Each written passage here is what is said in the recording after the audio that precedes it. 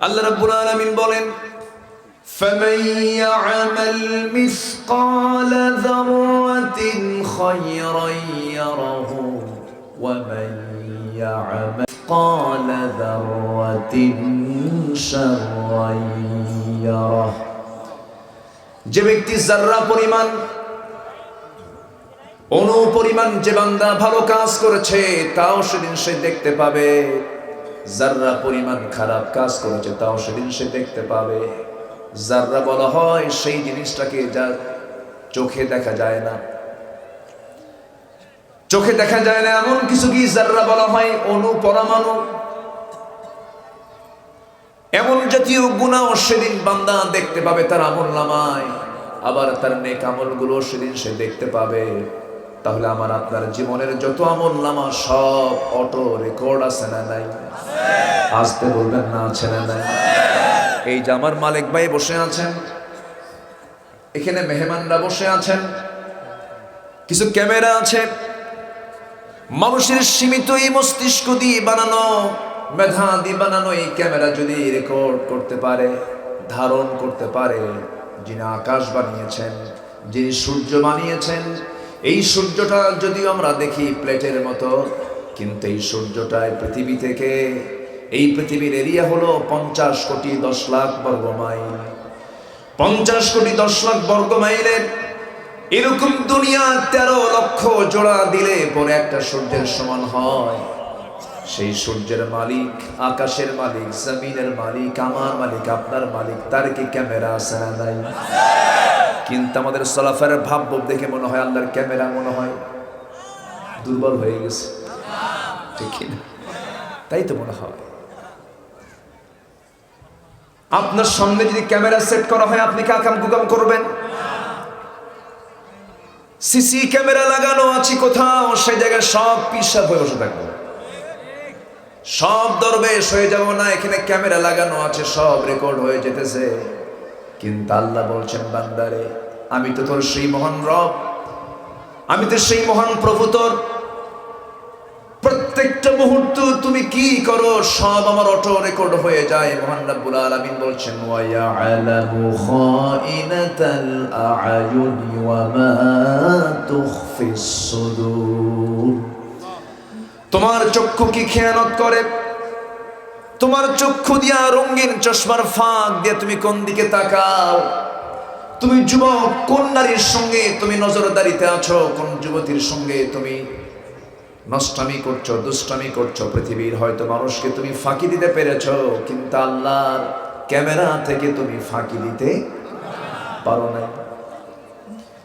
এমনকি তোমার অন্তরে তুমি কি দানা বেঁধেছ? তোমার অন্তরে তুমি কি গোপন করে রেখেছো? তুমি কাকে ঠকাবে, কার জমি রাইল ঠেলবে, কার বাড়ি দখল করবে, কার সম্পদ লুণ্ঠন করবে, এই সমস্ত গোপন ষড়যন্ত্র তুমি যন্তরে দানা বেঁধে রেখেছো, সেই খবরটা আমি আল্লাহ কিন্তু জেনে যাই। অতএব মানুষ ভালো হবে র্যাবের ভয়ে, চিতার ভয়ে, কুবরার ভয়ে, প্রশাসনের ভয়ে, রাষ্ট্রের ভয়ে না আল্লাহর ভয়ে?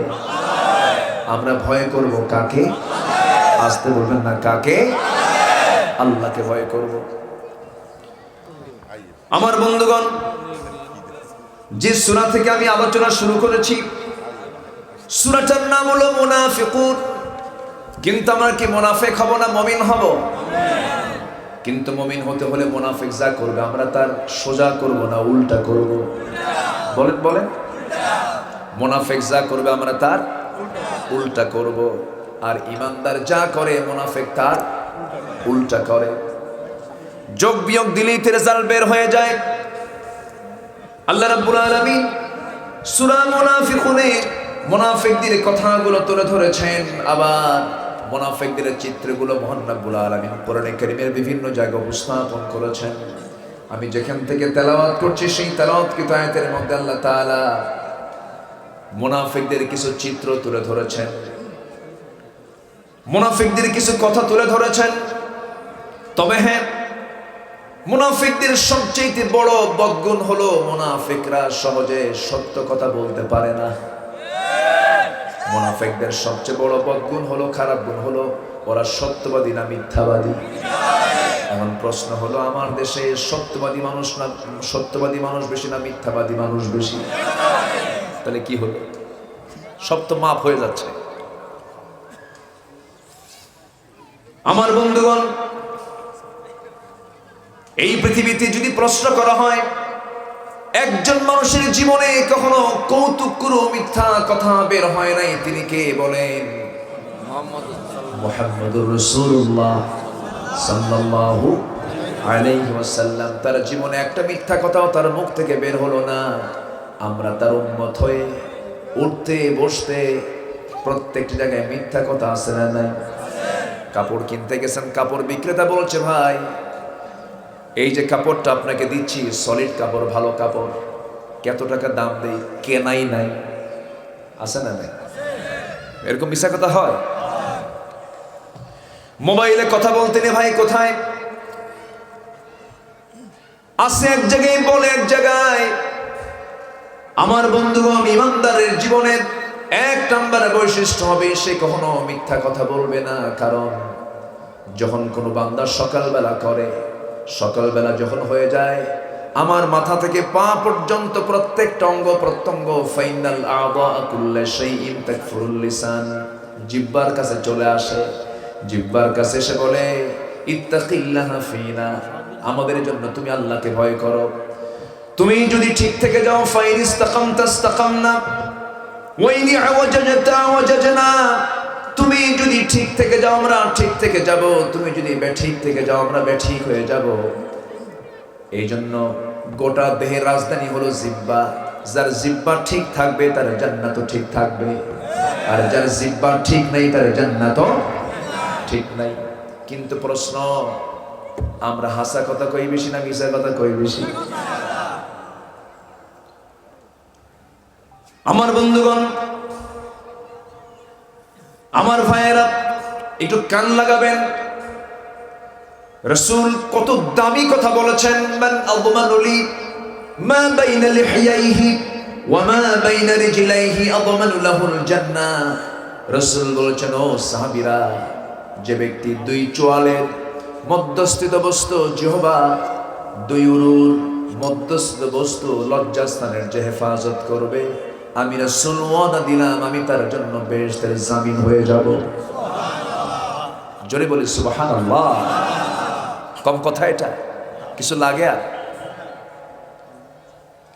আমার ভাইয়েরা, মুমিনদের জন্য কি কি গুণ থাকা উচিত সূরা মুমিনুন আল্লাহ রাব্বুল আলামিন বলে দিয়েছেন। যারা পারেন ঠোঁট মিলে আমার সঙ্গে আওয়াজ দিয়ে বলুন, قد أفلح المؤمنون الذين هم في صلاتهم خاشعون والذين هم عن اللغو معرضون والذين هم للزكاة فاعلون والذين هم لفروجهم حافظون إلا على أزواجهم أو ما ملكت أيمانهم فإنهم غير ملومين فمن ابتغى وراء ذلك فأولئك هم العادون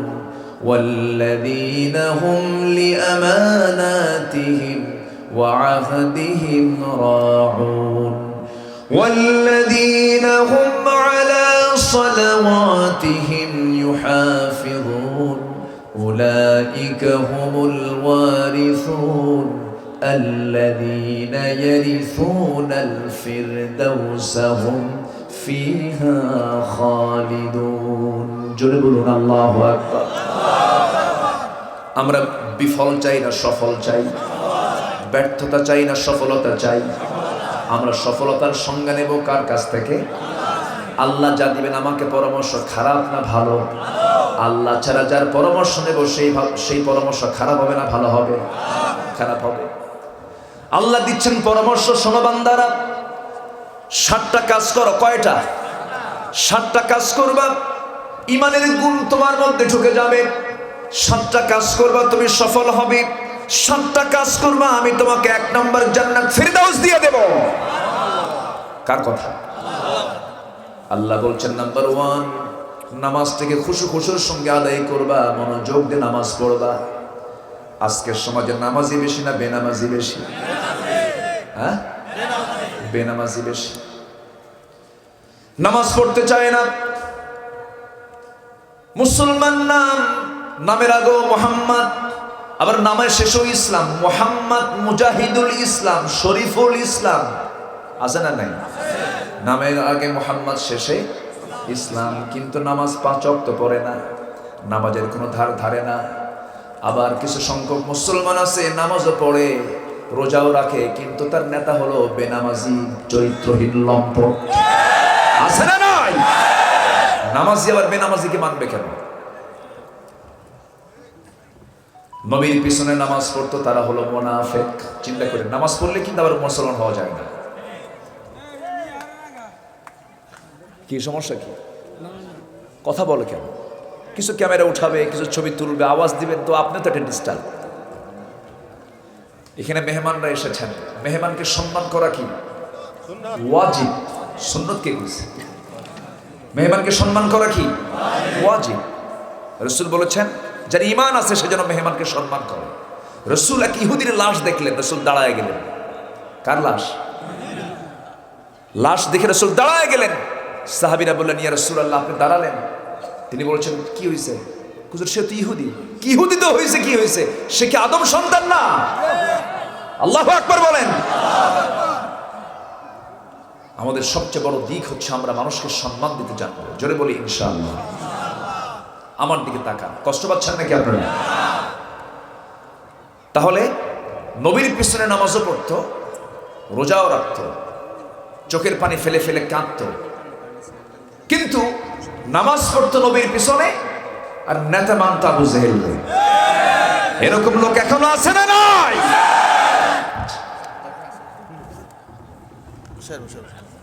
জি বসে, যে কষ্ট হচ্ছে একটু বসে। তাহলে একজন নামাজির নেতা কি বেনামাজি হবে না নামাজি হবে? কারণ নেতা মানতে গেলেই কিন্তু খুব চিন্তা ভাবনা করে মানতে হবে, কারণ কিয়ামতের দিন আবার ওই কর্মী নেতা সহ উঠবে, ঠিক কিনা?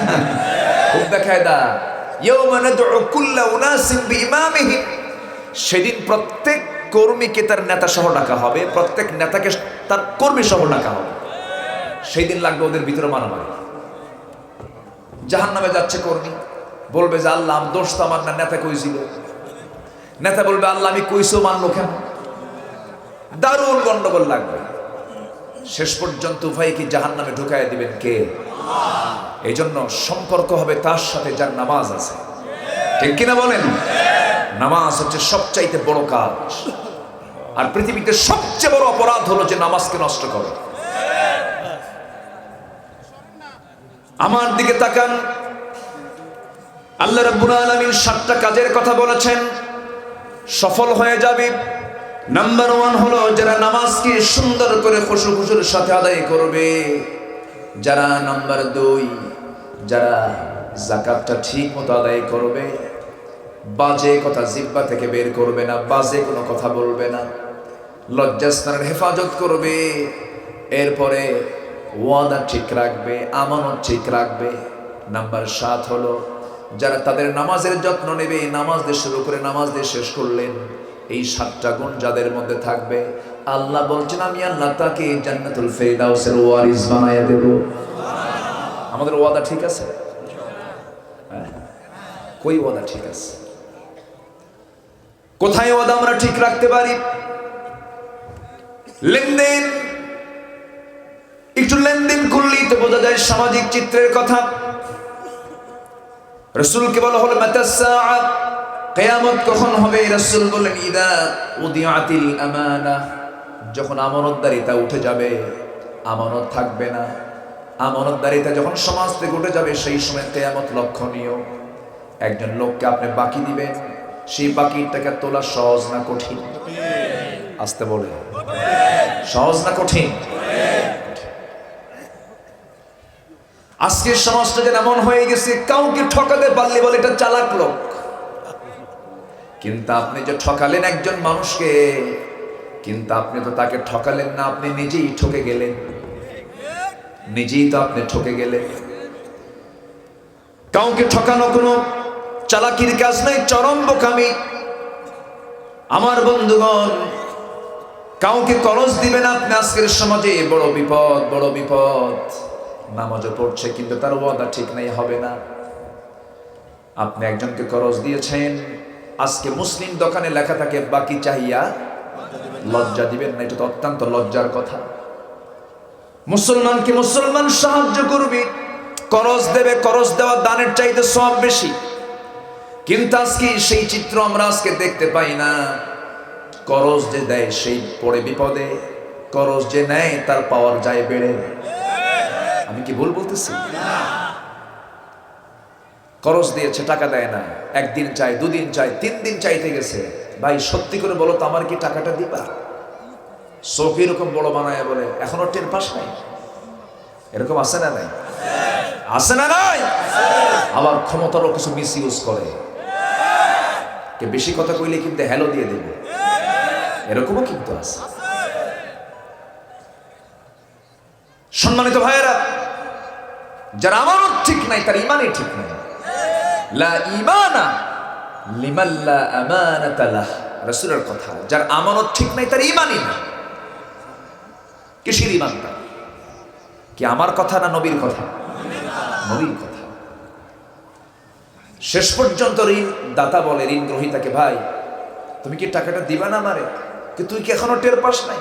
রাগের ঠেলায় এখন ঋণদাতা বলে, আল্লাহ তুমি সাক্ষী থাকো, যা তোর থেকে আর এই দুনিয়ায় টাকা চাবো না, হাসরের দিন তুলে নেব।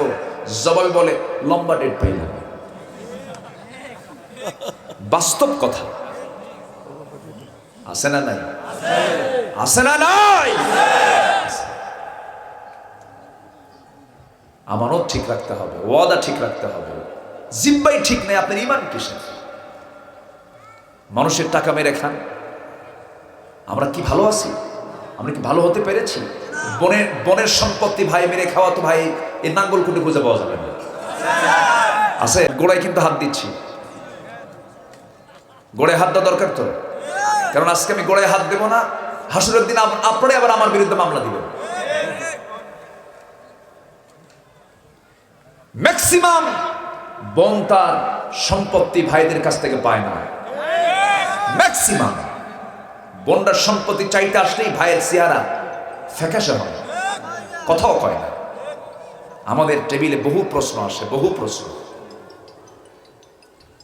কেন কেন দিবেন না আপনি? এটা কি আপনার? বোনের সম্পত্তি আপনার দিতে কৃপণতা কেন? এটা বান্দার হক। কার হক? নামাজ পড়ে কপাল কালো বানাইছেন, দেন নাই হক, আপনি মুনাফিক, আপনাকে জাহান্নাম যেতে হবে। মায়েরা তো মনে মনে খুব খুশি হচ্ছে, ভালো করে ভাই কিছু বসে আছে, ঠিক আছে না?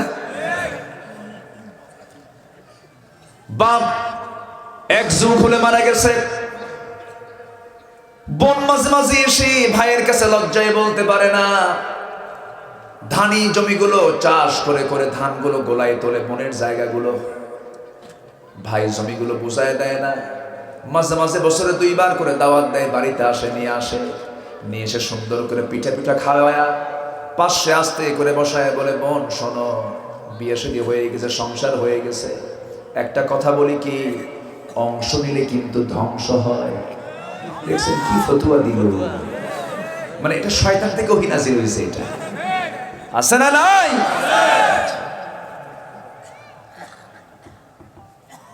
ইমানে তো সহজ বিষয় নয়।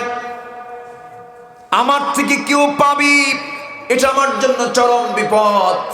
আমি কারো কাছ থেকে পাবো, এটা আমার জন্য নিরাপদ। আমি কারো কাছ থেকে পাচ্ছি, এটা আমার জন্য প্লাস পয়েন্ট। কিন্তু আমার থেকে কেউ পাবে 1 আনা, কিয়ামতের দিন ওই লোকটার শাহাদাত ক্যান্সেল হয়ে যাবে। ঋণ নিয়ে কবরে যাওয়া যাবে না। ঋণের মারাত্মক ফলাফল হাসরের দিন বান্দা উপভোগ করবে। শহীদ হয়ে দুনিয়া থেকে বিদায় নিয়েছে, শাহাদাত ক্যান্সেল হয়ে যাবে। আল্লাহ বলবেন শহীদের শাহাদাত ক্যান্সেল হয়ে যাবে ঋণ থাকার কারণে। আমার দেশে ঋণগ্রস্ত লোক গরিব মানুষ বেশি না ধনী মানুষ বেশি? ধনী তো বেশি।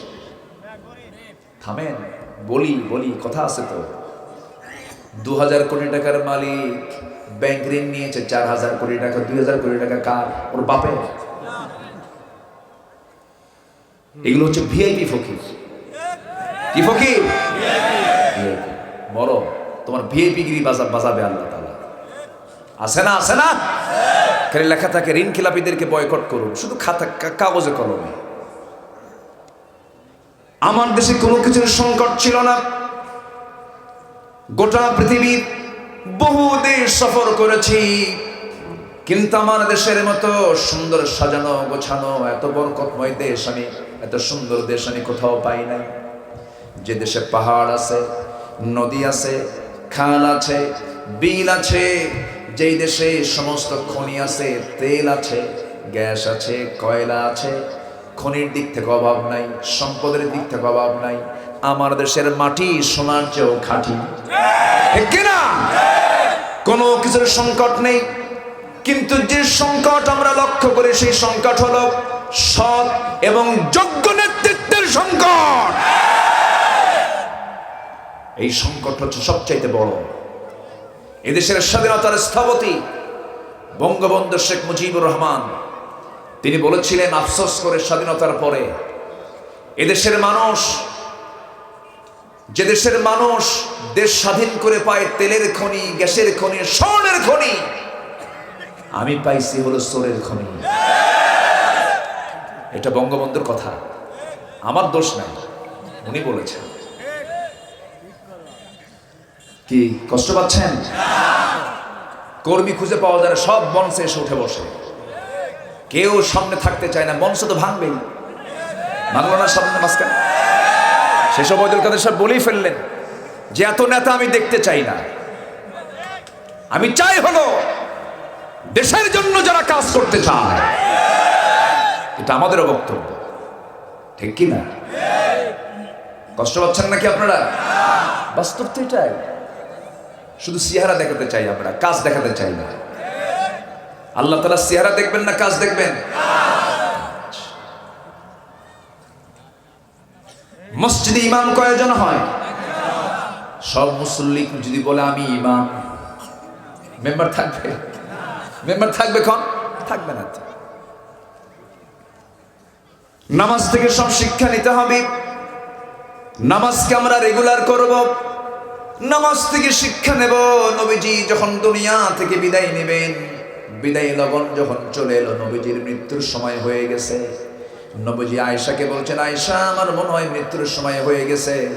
ইতিমধ্যে বেলাল আজান দিয়েছেন। আজানের আওয়াজ যখন নবীর কানে চলে এসেছে, আমার নবীজির জীবনে এক ওয়াক্ত নামাজ কাজা হয় নাই, এক ওয়াক্ত না। আর আমরা তার উম্মত, হাসতে হাসতে খেলতে খেলতে নামাজ কাজা করে ফেলি। আফসোস আফসোস। এগুলো কি ইমানদারের লক্ষণ না মুনাফিকের লক্ষণ? এখন সাউন্ড কম হয়েছে না? আমার ভাইয়েরা, কষ্ট পাচ্ছেন নাকি আপনারা? আমার বন্ধুগণ একটু কান লাগাবেন। নামাজ সবচাইতে বড় কাজ। আমার নবীজি দুনিয়া থেকে যখন বিদায় নেবেন, আমার নবীজি বলছেন, আয়েশা বেলাল তো আজান দিল, আমি মনে হয় জামাতে নামাজ পড়তে পারবো না। এই বলে ঘাড়ে হাত দিলেন, ভর করে উঠতিনি, মাথা চক্কর মেরে আবার পড়ে গেলেন। রাসূল বলছেন, আয়েশা রে, আমার বুঝা ওঠা হলো না, আমি আর জামাতে নামাজ আদায় করতে পারবো না। তুমি আমার বন্ধু, তোমার বাবা আবু বকরকে বলো আমার মুসল্লায় দাঁড়ায়া যেন সে আমার দায়িত্বটা পালন করে। আমার নবীজি এই কথা যখন বলে দিলেন, সাইয়েদনা আবু বকর নবীর মুসল্লায় দাঁড়ানোর সঙ্গে সঙ্গে সাহাবে কেরাম হাউমাউ করে কান্দে। আহারে, সারা জীবন নামাজ পড়েছি নবীর পিছনে, আর মনে হয় নবীর পিছনে আমরা নামাজ পড়তে পারবো না। আমার নবীজি বলছেন, আয়েশা একটু জানালার কাছে নিয়ে যাও। হুজরাখানায় জানালার কাছে তাকে নেওয়া হলো। নবীজি হুজরাখানার জানালার ফাঁকা দিয়ে সাহাবে কেরামদের নামাজের দৃশ্যগুলো দেখছিলেন।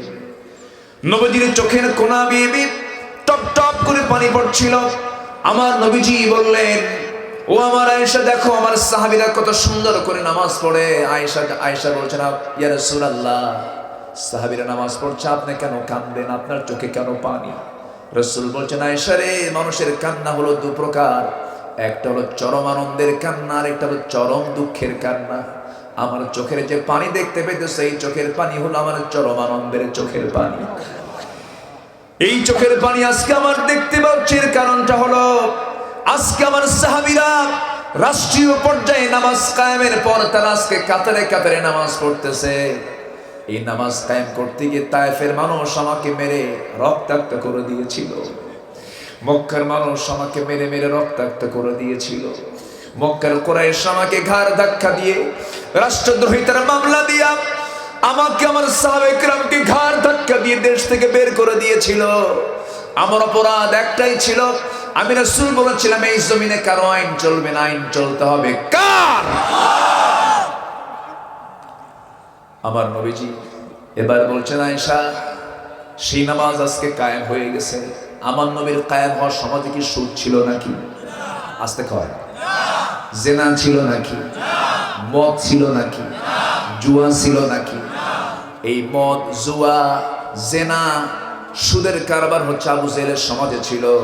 আজকের সমাজে এগুলো আছে না নাই? হ্যাঁ, আমরা না নবীর উম্মত? নবীর উম্মত যদি হয়ে থাকি, আবু জেহেলের সমাজে চুরি, আবু জেহেলের সমাজে মদ ছিল, জেনা ছিল, সুদ ছিল, জুয়ার কারবার ছিল। জুয়া আছে নাকি এলাকায়? দেখেন না মোনাজাতে বসে, মোনাজাতে বসে আছে নাকি?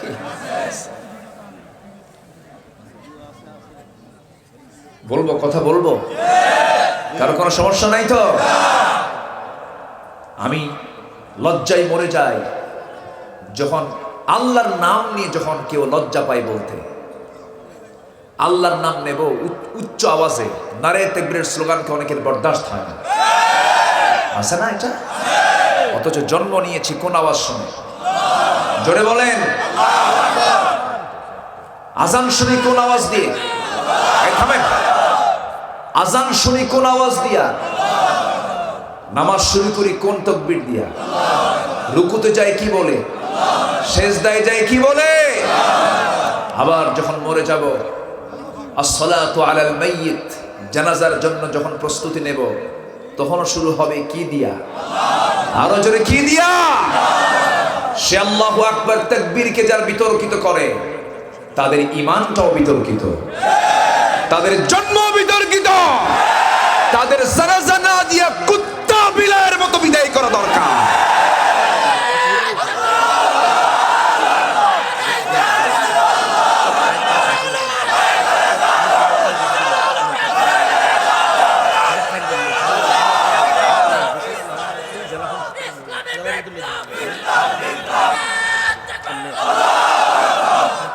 আমরা কার নাম নেব? আসতে বলবেন না, কার নাম নেব? এক জায়গায় না সব জায়গায়? মদ খেতে খারাপ জায়গায়, কি জায়গায়? ভালো জায়গায়। কি জায়গায়? ভালো জায়গায়। মদ আছে যেখানে আমরা নাই, জেনা আছে যেখানে আমরা নাই, সুদ আছে যেখানে আমরা নাই। হজ করলে বিশিষ্ট হাজি লেখে আলহাজ, সুদ সুদ খাই না, বিশিষ্ট সুদ করে লেখে না। আমার ওয়াজের মধ্যে একটু মিষ্টি কম। এলাকায় সুদ টুদ আছে নাকি? এই সময় কেউ উঠবেন না, উঠলি ভাববো ওটাই সুদ খায়। থাকেন থাকেন বসে।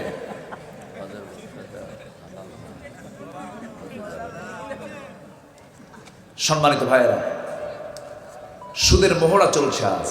কিসের মোহরা? সুদের অঙ্ক কষে ওইদিকে হজ করে আসে। আল্লাহ খুশি থাক, শয়তানও বেজার না হোক। এটা কি ইমানের লক্ষণ না মুনাফিকের লক্ষণ? ইমানদারের লক্ষণ না মুনাফিকের লক্ষণ? আজকে কোন সূরা থেকে কথা বলছি? আমি কিন্তু গোড়ায় এসে এই সঙ্গে মিলাই দিচ্ছি, যে বুঝে নেই আমরা কোন হালতে আছি। আমার ভাইয়েরা, আল্লাহ রাব্বুল আলামিন জাহান্নাম দিবেন বান্দাকে। কাফেরও জাহান্নামে যাবে, মুশরিকও জাহান্নামে যাবে বিনা হিসাবে। কিন্তু মুনাফিককে আল্লাহ তাআলা জাহান্নাম দিবেন সবচেয়ে উপরে না সবচেয়ে নিচে? মুনাফিকটা আল্লাহর কাছে খুব জঘন্য। আমার নবীজি কাফেরের দ্বারা, মুশরিকের দ্বারা যতটুকু না ক্ষতির সম্মুখীন হয়েছেন, সবচেয়ে বেশি রাসূলকে কষ্ট দিয়েছে কারা? আজকেও সবচেয়ে বেশি ডিস্টার্ব করে কারা? কারা? মুনাফিকের। নবীজির সংসার রাসূলের। আম্মা জান আয়েশার সাথে কোন এক অভিযানে গিয়েছেন। যুদ্ধের ময়দান থেকে ফিরে আসার পথে রাসূল বলেন, আয়েশা তুমি যে হাওদায় আছো, মানে পালকি, উটের পিঠে পালকিতে চড়ে তিনি আসতেছিলেন। তো রাসূল একজনকে দায়িত্ব দিলেন যে আয়েশাকে তোমরা লক্ষ্য করবা। তো উনি হাওদা থেকে, উটের পিঠ থেকে সেই পালকিটা নামানো হলো। উনি শৌচকার্য করার জন্য, প্রকৃতির কাজে সাড়া দেবার জন্য তিনি একটু আড়াল হয়ে গেলেন। আসতে দেরি হয়ে গেছে। এইদিকে যিনি দায়িত্বে ছিলেন উনি করলেন কি, ভাবছেন যে হাওদার মধ্যে, ওই পালকির মধ্যে মনে হয় আম্মা জান আয়েশা আসেন মনে করে তাকে আবার উটের পিঠে উঠায় নিয়ে চলে আসছে। এইদিকে উনি এত ওজন শূন্য ছিলেন, এত চিকন, মানে ভিতরে থাকলেও সে ওজন, না থাকলেও সে ওজন, চিকন মানুষ ছিলেন। নবীজির স্ত্রী আম্মা জান আয়েশা চলে আসছে, সব চলে গেছে। আম্মা জান আয়েশা এসে দেখেন কেউ নাই, সব চলে গেছে। ভাবলেন কি করা যায়। তখন পর্দার আয়াত নাজিল হয়েছে। উনি কাপড় চোপড়ে ঢেকে ঢুকে তিনি আড়াল হয়ে এক জায়গায় বসে থাকলেন। রাসূল একজনকে দায়িত্ব দিয়েছেন, সাফওয়ান তুমি সবার শেষে আসবে, যদি কেউ বাদ পড়ে তোমার দায়িত্ব আমানত মনে করে মদিনা পর্যন্ত পৌঁছায় দিবা। কোন সাহাবী যদি বাদ পড়ে, বাদ তো কেউ পড়ে নাই, বাদ পড়ছে একদম মিসেস মুহাম্মদ সাল্লাল্লাহু আলাইহি ওয়াসাল্লাম। নবীজির স্ত্রী আম্মা জান আয়েশা বাদ পড়ে গেছে। ঘটনা, রাত হয়ে গেছে। সাফওয়ান বলছেন, আম্মা জান, নবীর স্ত্রীরা কি উম্মাহাতুল মুমিনিন, বলতেছেন আপনার কোনো টেনশন নাই, আপনার কোনো চিন্তা নাই। রাসূল আমাকে দায়িত্ব দিয়েছেন ঘোড়ার পিঠে উঠায় নিয়া আমানত মনে করে নিরাপত্তা সহকারে নবীর ঘরে পৌঁছায় দিলেন। কিন্তু এই কথা যদি মুনাফিকের কানে যায়, কি হতে পারে বলে? কি হতে পারে?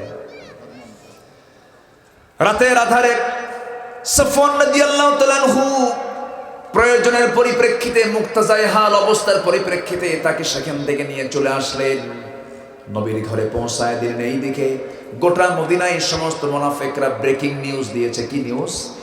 Breaking news. তোমরা কি জানো আয়েশার চরিত্র নষ্ট হয়ে গেছে? মুনাফিক আছে না, এরকম আছে না? আছে না? নয়? আচ্ছা, মামলা দেন, নিরপরাধ মানুষের নামে মামলা দেন, আল্লাহর মামলা থেকে রেহাই পাবেন না। জমিনিয়া মামলা দেন অযথা। আপনি জানেন যেটার খাজনা খারিজ আপনার নামে হবে না, এরপর দখল করে থাকেন, আপনি মুনাফিক। আপনি কি মুনাফিক? আমরা ভালো হব, জোরে বলি ইনশাআল্লাহ। কষ্ট পাচ্ছেন? সত্য কথা একটু তিতা লাগে, কিন্তু কিচ্ছু মনে করা যাবে না ভাই, একটু কান লাগান। কি লাভ? অন্যকে কষ্ট দিলে নিজেরও দৌড়ান লাগে, অন্যকে ঘামাতে গেলে নিজেরও ঘামতে হয়, মামলা দিলে নিজেরও কোর্টে যাওয়া লাগে। খামাখা কষ্ট দেব কেন? যে আদম সন্তানকে কষ্ট না দিয়ে ভালোবাসবে, আল্লাহ ওই আদম সন্তানকে মাফ করে জান্নাত দিয়ে দেবে। আমরা আপোষ চাই, আমরা সম্প্রীতি চাই, আমরা ভালোবাসা চাই। থাকবো কয়দিন ভাই? এই যে মালিক ভাই বসে আছে, এখানে ভাই বসে আছে, এক্ষুনি যদি মরে যায়, এত হাজার হাজার মানুষ, কেউ কি পারবেন আমাকে জীবিত করতে? কারো কোনো পাওয়ার আছে? কোন নেতা বাঁচাবে? বিশেষ মানুষ বাঁচাবে? ডাক্তার? কেউ বাঁচাতে পারবে না। শুধু কি হবে? ইন্তেকাল হলো, এখান থেকে সোজা একটা ফোন যাবে নাঙ্গলকোট উপজেলা স্বাস্থ্য কমপ্লেক্সে, অ্যাম্বুলেন্স আসো। অ্যাম্বুলেন্স রাস্তায় দাঁড়াবে, লাশটা আস্তে করে শুধু অ্যাম্বুলেন্স উঠায় দিয়ে চোখের পানি শুধু ফেলবেন, আপনি কিচ্ছু করার নাই। লাভ কি? শুধু বলবেন ড্রাইভারকে বাড়িতে পৌঁছায় দাও। বাড়িতে নিয়ে যাবে, কিন্তু বাড়ির লোক আর ঘরে তুলবে না। আর ঘরে তুলবে? এই যে বাড়ি থেকে বের হয়েছি, আমাকে আর বাড়িতে তুলবে না। অন্য কোনো বাড়িতে ঘুম হয় না, 5 স্টার হোটেলেও ঘুম হয় না, বিদেশে গেলেও ঘুম হয় না। নিজের বাড়িতে কখন পৌঁছবো আমি, নিজের ঘরে কখন পৌঁছবো আমি, কিন্তু লাশ হয়ে আমাকে বাড়িতে নেবে, কিন্তু বাড়ির লোকজন আমাকে আর ঘরে তুলবে না। বারান্দাতেও স্থান নাই, বেলকনিতেও স্থান নাই, আমাকে করবে কি? একটা চাদর দিয়ে আড়াল করবে, চকিতে শোয়া দিয়া বাঁশ চাপা দিবি, মাটি চাপা দেওয়ার জন্য আমাকে প্রস্তুত করবি, গোসল বানায় দেবে, সাদা কাপড় কিনতে যাবে, বাঁশ কাটবে, কোদাল দিয়ে কবর খনন করবে, সব আমাকে ঠেলে ঠেলে কবরের দিকে নিয়ে যাবে। জানাজাটা শেষ হয়ে যাবে, মরামুখ সব দিকে দেখে চলে যাবে, আমাকে কবরে শোয়া দেবে। আমার লাশটা রেখে আসার পর দিন শেষে কেউ নাই, কেবলমাত্র শুধুমাত্র একমাত্র কে? জোরে বলেন কে? লাভ কি মিথ্যা কথা বলে? লাভ কি মানুষকে ঠকায়া? লাভ কি বান্দার হক নষ্ট করে? আমরা ভালো হয়ে যাব, জোরে বলি ইনশাআল্লাহ। নামাজ পড়বো কয় ওয়াক্ত? মুনাফিক হব না মুমিন হব? মুশরিক হব না মুমিন হব? আইন মেনে চলবো কার? এক জায়গায় না, সব জায়গায়। ইসলাম নিজের সুবিধা মতো মানা যাবে না, ইসলাম মানতে হবে আল্লাহর আইন মতো। আমার ভাইয়েরা, আম্মা জান আয়েশার কথা বলছিলাম, বলবো? কারো কোনো কষ্ট নাই তো? পেঁচ লাগায় দিছে কারা? Breaking news. কি নিউজ? গোটা মদিনার টপ নিউজ হয়ে গেছে, আয়েশার সতীত্ব নষ্ট হয়ে গেছে। চিন্তা করুন, যার শানে আল্লাহ তাআলা আয়াত পর্যন্ত নাজিল করেছেন, যার শানে তায়াম্মুমের আয়াত নাজিল হয়েছে, আম্মা জান আয়েশা বলেন আল্লাহ তাআলা আমাকে 9টি কারণে শ্রেষ্ঠত্ব দান করেছেন। 9টা কারণ, এর মধ্যে 1 নাম্বার কারণ হলো আম্মা জানের বিয়ের ঘটক করছেন আল্লাহ তাআলা নিজে। আল্লাহ নিজে জিবরিল আমিনকে পাঠিয়ে দিয়েছেন, যাও রাসূলকে বলো সে যেন আয়েশাকে বিয়ে করে। আল্লাহু আকবার বলেন। কেন জানেন? তিনি ছিলেন সুপার কম্পিউটার। রাসূল 7 দিন যা বলেছেন, 7 দিনের সমস্ত কথা হুবহু কপি পেস্ট আম্মা জান আয়েশা। তিনি ছিলেন আমার নবীর ইউনিভার্সিটির মহিলা একজন ফুল প্রফেসর। আল্লাহু আকবার বলেন। আম্মা জান আয়েশা যখন তার বিরুদ্ধে এমন কথা যখন লেগে দেওয়া হলো, আম্মা জান আয়েশা সিদ্দিকা রাদিয়াল্লাহু তাআলার কানেও যখন সংবাদটা চলে গেছে, নবীর কানেও সংবাদ চলে গেল, আবার নবীজি ঘরের মধ্যে ঢুকে বলছেন, আয়েশা কি যেন আমার কানে আসলো, শোনো, আমি তোমাকে সন্দেহ করি না, তবে এই জাতীয় কথা যখন সমাজে ছড়িয়ে পড়েছে, এই মুহূর্তে তোমার আমার কাছে থাকা উচিত না। দেখেন প্যাঁচ, দেখেন মুনাফিকদের আছে না, প্যাঁচ আছে না? এই মুহূর্তে তোমার থাকা উচিত নয়, এই মুহূর্তে তুমি তোমার বাবার বাড়িতে চলে যাও। এখান থেকে কিন্তু আর একটা বিষয় ক্লিয়ার হয়ে গেল, নবীজি কি গায়েব জানতেন নাকি? আসতে কোন কেন? নবীজি কি গায়েব জানতেন? যদি জানতেন তিনি কি বলতেন?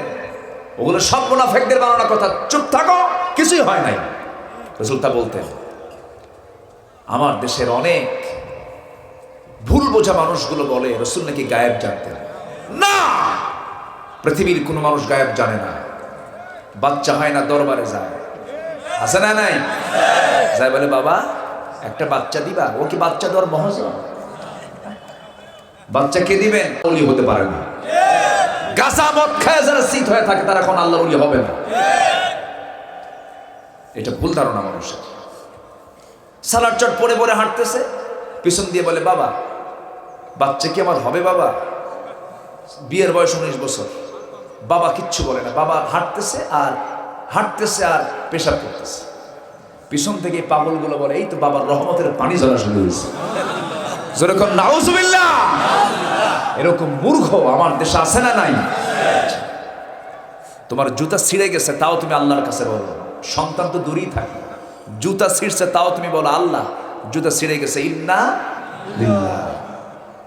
আল্লাহকে সর্বক্ষণ রাখো, লা তুলহিকুম আমওয়ালুকুম ওয়ালা আওলাদুকুম আন যিকরিল্লাহ। তোমার সম্পদ, তোমার সন্ততি যেন তোমার জিকির থেকে তোমাকে উদাসীন না করতে পারে। কার কথা? সূরা মুনাফিকুনের ওই আয়াত, লা তুলহিকুম আমওয়ালুকুম ওয়ালা আওলাদুকুম আন যিকরিল্লাহ। যারা জিকির থেকে দূরে থাকবে তারাই মুনাফিক। তারা কি? মুনাফিক। আমি তো আলোচনাগুলো সাজায় নিয়েছিলাম, সময় খুব অল্প, আমার ভাগে খুব সময় আজকে কম পড়েছে। আপনারা খেপে গেছেন, ঠিক আছে, একদিক থেকে আমি আপনাদের পক্ষেই আছি। সময়টা কিন্তু সাজানো দরকার ছিল, তাই না? এই যে সময়টা চলে গেল, কোরআনের একটা হক আছে না নাই? আচ্ছা, যাই হোক, প্রসেস মেনটেন করতে হয়। এই মাহফিলটা অনুমোদনের ব্যাপারে আমার ভাই, আমি শুনেছি অনেক মেহনত করেছেন। আল্লাহ তুমি তাকে এটার জন্য উত্তম জাযা দিয়ে দাও। আমরা যদি ভালো হতাম তাহলে এই সমস্ত অবস্থাগুলো সিচুয়েশন হতো না। আমরা ভালো না, আমরা ভালো হয়ে যাব। জোরে বলি ইনশাআল্লাহ। দোষ আমাদের নিজেদেরকে দিতে হবে, তাছাড়া উপায় আছে? আচ্ছা, সম্মানিত ভাইরা, তাহলে নবীজি পরিবারে যে ফিতনা সৃষ্টি করেছে কারা? আজকে ফিতনা আছে না নাই? এখন আমার নবীজির কথা শুনে আম্মা জান আয়েশা চোখের পানি আর আটকাতে পারলেন না। কাঁদতে কাঁদতে বলছেন, ইয়া রাসূলুল্লাহ, আমি চলে যাচ্ছি আমার বাবার বাড়ি, আমি চলে গেলাম, তবে একটা কথা বলি ইয়া রাসূলুল্লাহ, আমার বিয়ের ঘটক কিন্তু দুনিয়ার কেউ না, আল্লাহ তাআলা। আমি আল্লাহর কাছে এই ফয়সালা চাই। আমার নবীজি রাতের বেলা বিছানায় যান, ঘুমাতে পারেন না, হাতটা আগায় দেন, হাতটা আগায় দেওয়ার সঙ্গে সঙ্গে আয়েশা নাই, নবীজির বুকটা খান খান হয়ে যেতেছে। মুনাফিকরা হাসতেছে। মুনাফিকরা কি করে? কি করে? হাসে। আলেমদের বিপদে মুনাফিকরা হাসে। আরবের কাবা শরীফের ইমাম কনসার্টের বিরুদ্ধে কথা বলেছেন, কথা শেষই হয় নাই, খুতবারত অবস্থায় থেকে তাকে গ্রেফতার করে 12 বছরের সাজা দিয়েছে। যারা এই সমস্ত কাজ করে তারাই মুনাফিক, তারাই মুনাফিক। সম্মানিত ভাইরা, আমার নবীজি কষ্ট পাচ্ছেন, মুনাফিকরা হাসে, কে দেখ পেঁচ লাগায় দিছে। আবার ওই লোকগুলোই আবার নবীর পিছনে এসে নামাজও পড়ে। কথা কি ক্লিয়ার? কথা কি ক্লিয়ার? মুনাফিকদের আলামত সহিহ হাদিসের দৃষ্টিতে 4টা। এই আজান এখানে দিয়েন না, এখানে আজান দিচ্ছে কেন? এখানে আজানটা দিয়েন না, এখানে মুখে আজান দেন। আমি আলোচনা শেষ করি। এটা বোঝেন? আপনি বলেন নাই? ও আচ্ছা আচ্ছা, আজানটা হয়ে যাক, একটু বসেন। আপনি কি চলে যাচ্ছেন নাকি? আবার কেউ যাবেন না, এখন যাওয়াটা কিন্তু আদবের খেলাফ। একজনও নড়বেন না। জোরে বলি ইনশাআল্লাহ। একটু বসুন। হ্যাঁ,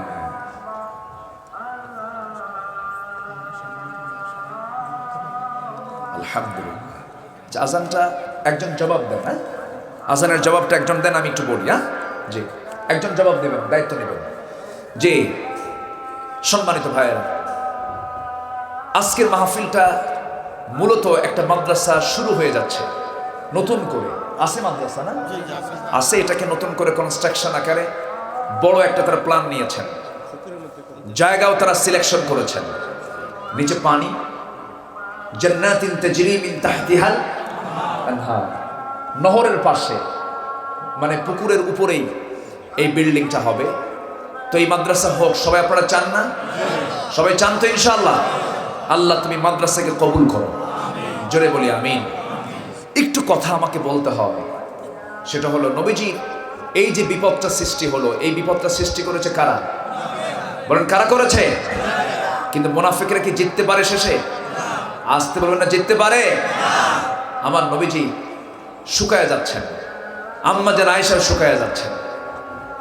40 দিন পার হয়ে গেল, নবীজি কাছে আল্লাহর পক্ষ থেকে ওহী নাযিল হলো, ইন্নাল্লাযীনা জাউ বিল ইফকি উসবাতুম মিনকুম। রাসূল, মুনাফিকরা যে অভিযোগ দিয়েছিল সম্পূর্ণ মিথ্যা, ভিত্তিহীন, আপনার আয়েশার সতীত্ব নিয়ে আছে। আল্লাহু আকবার বলেন। নবীজি সোজা চলে আসলেন শ্বশুর বাড়ি। কার বাড়ি? ডাক দিয়ে শাশুড়িকে বলছেন, আমার আয়েশা কোথায়? কে সামনে? ভিতরে। ভিতরে গেলেন, আয়েশা, জবাব নাই। হুমায়রা, হুমায়রা, ও লালি, তুমি কোথায়? আল্লাহর আয়াত নাযিল হয়েছে, তোমার কোনো দোষ নাই। আম্মা জান আয়েশা বললেন, আমি ইব্রাহিমের আল্লাহর প্রশংসা করি। কার আল্লাহ? রাসূল বলছেন, আয়েশা, তোমার রাগ কিন্তু আমি টের পাইছি। কেন? তুমি ইব্রাহিমের দিকে চলে গেছো, তুমি সরাসরি আল্লাহ না বলে ইব্রাহিমের আল্লাহ কইছো। দেখেন, রাগ করলেও তাদের রাগের ভিতরে নিয়ন্ত্রণ আছে না নাই? আসতে বলবেন না, আছে না নাই? তাহলে এখান থেকে এই প্রেক্ষাপট থেকে এটাই শিখলাম আমরা কাউকে সন্দেহ করে কোনো অভিযোগ দিতে যাব না। মুনাফিকের কোনো চরিত্র আমরা ভিতরে নিয়ে আসবো, মিথ্যা কথা বলবো, ওয়াদা ভঙ্গ করব, আমানতের খেয়ানত, কোনো মুখ থেকে কোনো বাজে বেহুদা কথা বলবো, তাহলে আমরা কি হব? মুমিন হব। 5 ওয়াক্ত নামাজ পড়বো, কার একটা হাত তুলে দেখা। 5 ওয়াক্ত নামাজ, জোরে বলি ইয়া আল্লাহ। আমাদেরকে ফজর, জোহর, আসর, মাগরিব, এশা 5 ওয়াক্ত সালাত আদায় করার তৌফিক তুমি আল্লাহ দিয়ে দাও।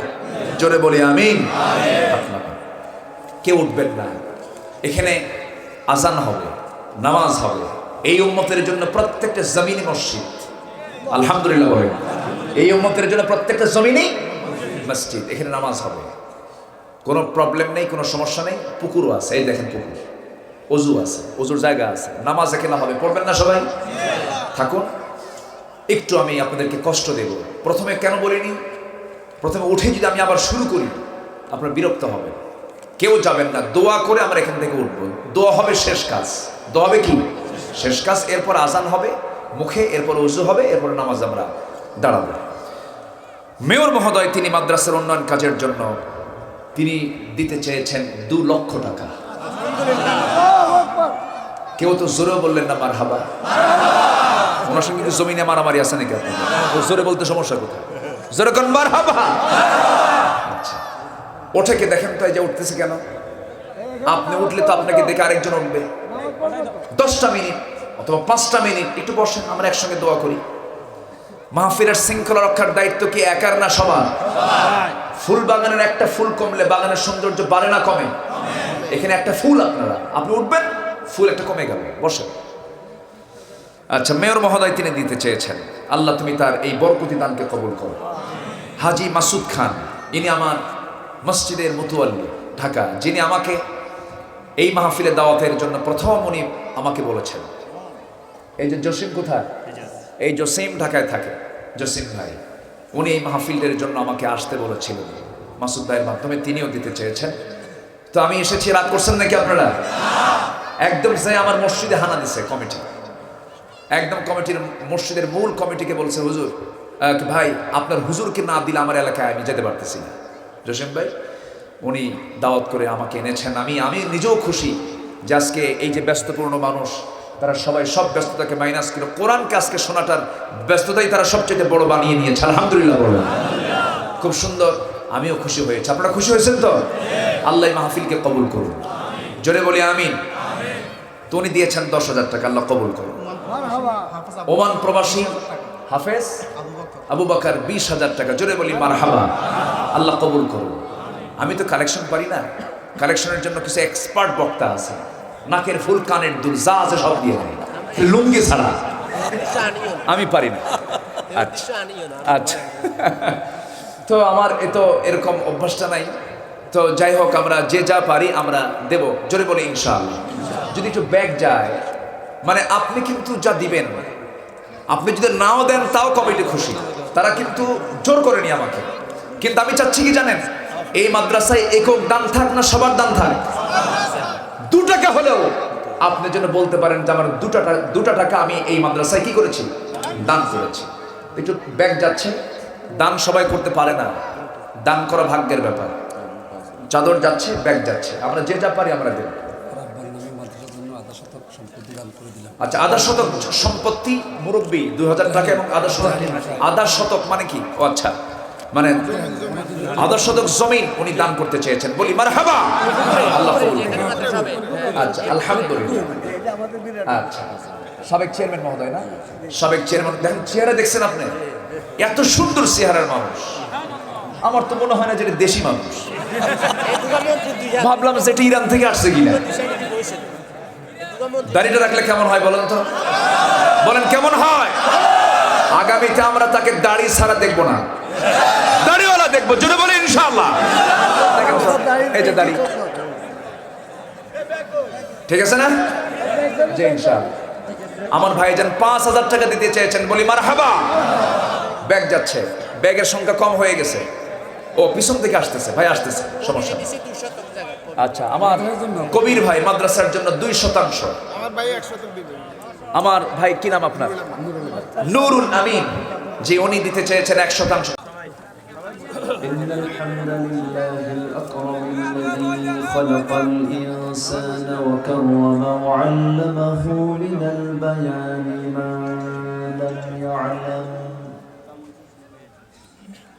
فسبحان الذي لا يحصى امتنانه باللسان ولا بالقلم نشهد أن لا إله إلا الله وحده لا شريك له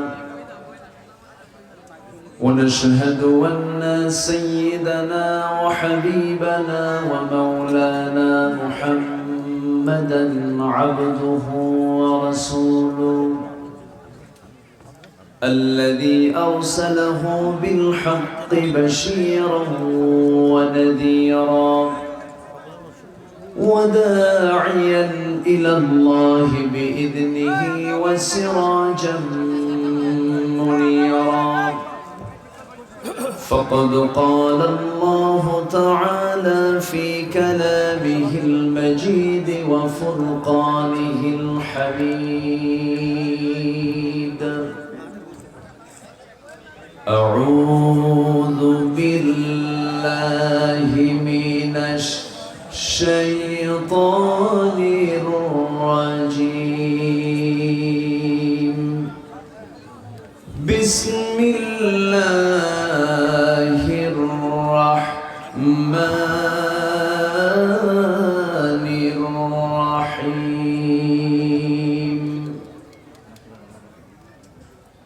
يا أيها الذين آمنوا لا تلهكم أموالكم ولا أولادكم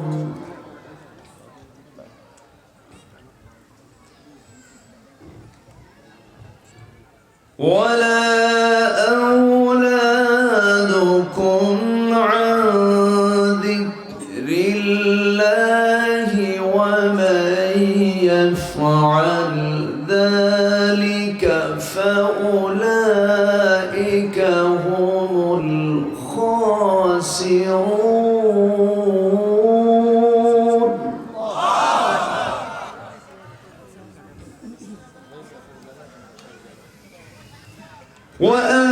وأنفقوا مما رزقناكم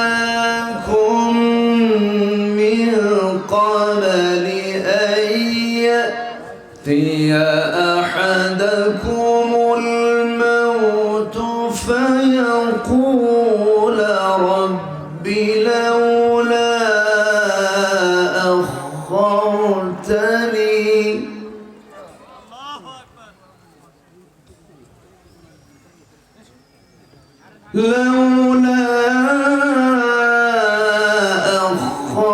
أخرتني إلى أجل قريب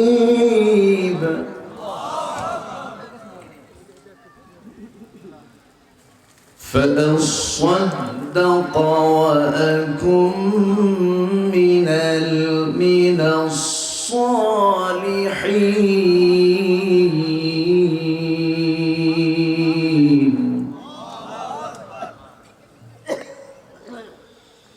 الله أكبر بسم الله الرحمن الرحيم إن الله وملائكته يصلون على النبي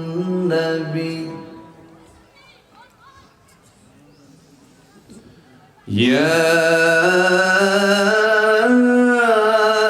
أيها الذين آمنوا صلوا عليه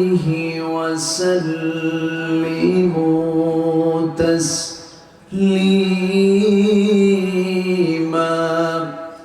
اللهم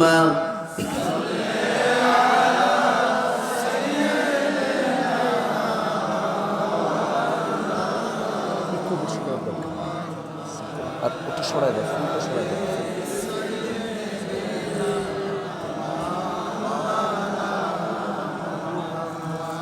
একটু মোহাব্বত দিয়ে নবীর প্রেমে মাতোয়ারা হয়ে জবান খুলে সবাই বলুন اللهم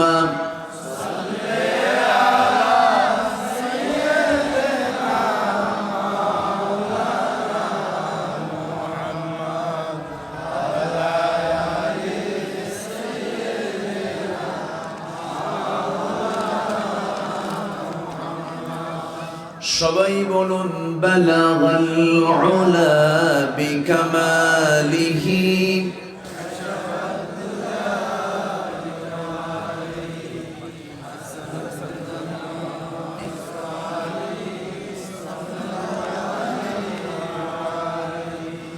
سورة يوسف بداري حكمة لقمان ما قارئ قرآن باري يهدي لسادمان ما بلغ العلا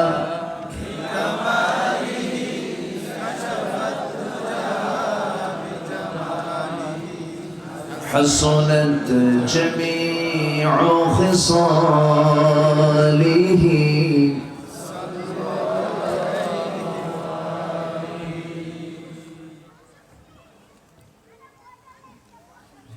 কুমিল্লা জেলার নাঙ্গলকোট উপজেলার মাধবপুর যুব সমাজ মাহফিল ইন্তেজামী কমিটি কর্তৃক আয়োজিত নুরানি মাদ্রাসার উন্নয়ন কল্প আয়োজিত দিনের বেলা অনুষ্ঠিত আজকের এই তাফসীরুল কোরআন মাহফিল মহৎ আয়োজনের সম্মানিত সুযোগ্য সভাপতি জনাব হাফিজ মাওলানা শফিকুর রহমান, প্রধান অতিথি মাননীয় উপজেলা চেয়ারম্যান মহোদয়, বরেণ্য অতিথি নাঙ্গলকোট পৌরসভার সম্মানিত পৌর মেয়র পৌরপিতা জনাব আব্দুল মালেক, আজকের এই মহৎ আয়োজনের সম্মানিত মেহমানবৃন্দ, বিশেষ করে কথা বলেছেন, বিশেষ করে ইসলামী সঙ্গীত গেয়ে আমাদের হৃদয়ের খোরাক জুগিয়েছেন আমাদের সবার প্রিয় কণ্ঠশিল্পী, ইসলামী সঙ্গীত অঙ্গনের উজ্জ্বল নক্ষত্র, আমার প্রিয় ভাই শিল্পী মুশিউর রহমান। কথা বলেছেন হাফেজ জহিরুল ইসলাম হাফিজাহুল্লাহ। উপস্থিত হাজরাত উলামায়ে কেরাম, ফদলায়ে ইজাম, সুশীল সমাজ, জাতির শ্রেষ্ঠ সন্তান, শিক্ষক মণ্ডলী, আজকের মাহফিলের প্রধান আকর্ষণ, সামনে উপস্থিত দূরে ও কাছে বিভিন্ন স্থান থেকে ছুটে আসা কালিমার ঝান্ডাবাহী, তৌহিদের পতাকাবাহী, দ্বীন ইসলামের নর শারদুল বীর মুজাহিদ, প্রাণ প্রিয় সম্মানিত দ্বীনি ভাইরা, আড়ালে অবস্থানরত আমার সম্মানিতা শ্রদ্ধেয়া সর্বগুণে গুণান্বিতা মা বোনেরা, আলোচনার সূচনায় আনুষ্ঠানিকতার মধ্য দিয়ে আমার পক্ষ থেকে আবারও দিল খোলা সালাম, আসসালামু আলাইকুম ওয়া রাহমাতুল্লাহি ওয়া বারাকাতুহু। সবাই কেমন আছেন? আমাকে উল্টো প্রশ্ন করলেন। আল্লাহ তাআলা আমাকে আপনার কাতারই রেখেছেন, বলছি আলহামদুলিল্লাহ। সম্মানিত মেহমান বৃন্দ, আমার পূর্বে দিক নির্দেশনামূলক কিছু কথা বলেছেন। আমি শেষ ক্লাসে এসে খুব অল্প সময় আমি কিছু কথা বলতে চাচ্ছি। আমাকে সময় দেওয়া যাবে তো? কারো কোনো সমস্যা নাই? জোরে বলি ইনশাআল্লাহ। সম্মানিত হাজিরিন, আমরা এখানে এসেছি শোনার জন্য শুধু না মানার জন্য? তাহলে শোনার নিয়ত হতে হবে কিসের জন্য? মানার জন্য। আমরা যদি ওয়াজ শুনে যদি মানতাম, মসজিদের মুসল্লি কমতরা বাড়ত। আমাদের মেয়র মহোদয় একটা গুরুত্বপূর্ণ কথা বলেছেন, খুব দামি কথা বলেছেন, যে মসজিদে মুসল্লি খুঁজে পাওয়া যায় না। কি বলেছেন না উনি? তাহলে আমাদের দেশে ওয়াজ কম হয় না বেশি হয়? তাহলে এত ওয়াজ যায় কোথায়? প্রশ্ন কিন্তু চিন্তার বিষয় কিন্তু। তাহলে আমরা এসেছি শুধু ওয়াজ শুনতে না মানতে? মানতে। আমল শোনে তো অনেকেই শোনে, কাফের মুশরিকরাও শোনে, বেদিনরাও শোনে, কিন্তু আমাদের শোনার উদ্দেশ্য হলো আমরা কি করব? মানব। যদি মানার নিয়ত থাকে তাহলে বেশি ওয়াজ লাগে না। মানার নিয়তে যদি শুনি অল্প ওয়াজই যথেষ্ট হয়ে যায়। আমার মশিউর ভাই যে কয়েকটা গজল তিনি গাইয়েছেন, ওয়াজ কিন্তু হয়ে গেছে। অনেক কথাই তিনি বলে ফেলেছেন তার কবিতার মধ্য দিয়ে, গজলের মধ্য দিয়ে। আমি আলোচনার সূচনায় দুটো আয়াত আমি তেলাওয়াত করেছি। এই দুটো আয়াতকে সামনে রেখে কিছু কথা বলতে চাচ্ছি। সূরাটার নাম হলো সূরা মুনাফিকুন। মুনাফিক যারা, তারা কি ভালো মানুষ? তাহলে খারাপ লোকের নামে এই সূরার নামকরণ করা হয়েছে। তাহলে মুনাফিক চেনা যাবে কোন সূরা পড়লে? বলেন সূরা মুনাফিক। মুনাফিক কারা? যদি প্রশ্ন করা হয়, মাঝে মাঝে সাইয়্যিদুনা ওমর ফারুক তিনি নিজেও সন্দেহ করতেন।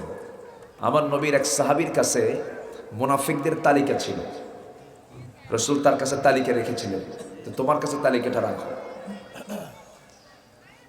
বর্ণনায় পাওয়া যায় ৮২ জন মুনাফিক আমার নবীর পিছনে নামাজও পড়তো, নবীর পিছনে। এখন তো আমার দেশে কোনো মুনাফিক নাই, আছে? আমার নবীজি এই তালিকাটা রেখেছিলেন। মাঝে মাঝে ওমর ফারুক গিয়ে বলতেন, ভাই দেখো তো ওই তালিকায় আমার নামটা আছে কিনা। কথাটা বুঝলেন? ওমরের মতো মানুষ যাকে আল্লাহ তাআলা দুনিয়াতেই জান্নাতের সংবাদ দিয়েছেন, তিনি মাঝে মাঝে গিয়ে বলতেন কি, দেখো তো আমার নামটা আছে কিনা। আমরা এখানে যারা বসে আছি, আল্লাহ যদি আমাকে ইমানদারের তালিকায় না রাখে, আমাদের উপায় আছে? আসতে বলবেন না, উপায় আছে? এই জন্য মুনাফিকের পরিচয়গুলো একটু জানা দরকার, যেন আমার ভিতর থেকে এই মুনাফিক আচরণগুলো কি চলে যায়। তাহলে কি সাবজেক্টটা কি খারাপ হলো না ভালো হলো? শুরু করি। আল্লাহ তাআলা যে কিতাবটা দিয়েছেন, এই কিতাব কি শুধু আলেমদের জন্য, হাফেজদের জন্য না সবার জন্য? সবার জন্য কোরআন। জান্নাত কি শুধু আলেমরা পাবে, হাফেজরা পাবে? জান্নাত সবার জন্যই, যে মানবে তার জন্য, যে মানবে তার জন্য। আমি কথা একটু স্পষ্ট করে বলতেই ভালোবাসি। সম্মানিত ভাইয়েরা, ভালো কিছু করব, ভালো কিছু পাবো, ভালো কিছু করব না ভালো কিছু পাবো না। একটা আয়াত ওমরে ফারুককে খুব কাঁদাতো, উনি শুধু এই আয়াতটা পড়তেন আর কাঁদতেন।